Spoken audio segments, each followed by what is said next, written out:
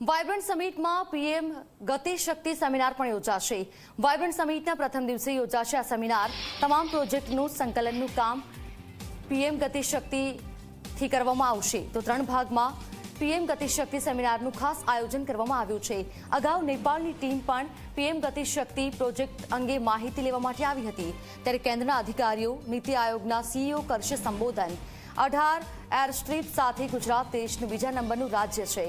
વડોદરામાં એરક્રાફ્ટનું મેન્યુફેક્ચરિંગ થશે, તે ગુજરાત માટે મહત્વનું છે। એવિએશન ક્ષેત્ર અંગે સેમિનારના નિષ્ણાંતો સાથે ચર્ચા પણ કરવામાં આવશે। ગિફ્ટ સિટીમાં લેઝિગન કામગીરી પણ ચાલી રહી છે। મહત્વનું છે કે હાલમાં જે એરપોર્ટ ઓથોરિટી સાથે એમઓયુ થયા હતા, તે એમઓયુથી નવા ગ્રીનફિલ્ડ એરપોર્ટ બનાવવામાં આવશે। અભૂતપૂર્વ એડિશન 10મું એડિશન વાયબ્રન્ટ ગુજરાતનું થઈ રહ્યું છે।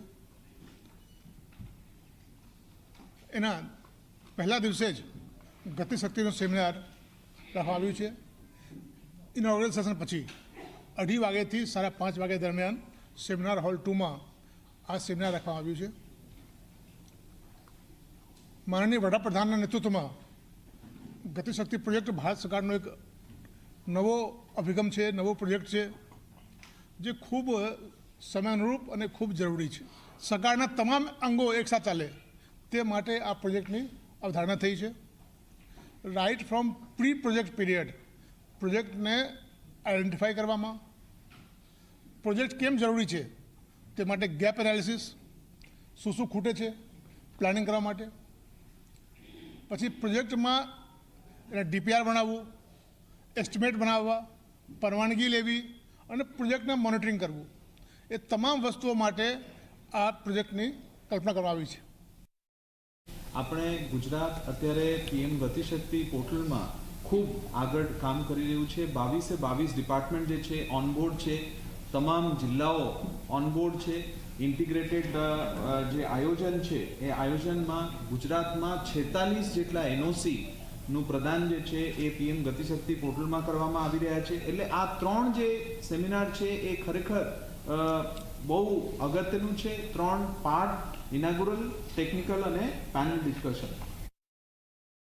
અત્યારે ઇન્ડિયામાં જે એવિએશન માર્કેટની ગ્રોથ થઈ રહી છે અને ખાસ કરીને આપણે ખ્યાલ છે કે મોટાભાગની એરલાઇન્સ જે એરક્રાફ્ટ છે એ લીઝ કરીને, લીઝિંગ ઉપર લઈને ઓપરેટ કરતી હોય છે અને ઇન્ડિયામાં પહેલી વખત ગિફ્ટ સિટીમાં એરક્રાફ્ટ લીઝિંગની ફેસિલિટી ચાલુ કરવામાં આવી છે અને ત્યાંથી હવે જે નેશનલ ઇન્ટરનેશનલ એરલાઇન્સ છે એને લીઝિંગની કામગીરી બી ચાલુ કરી છે।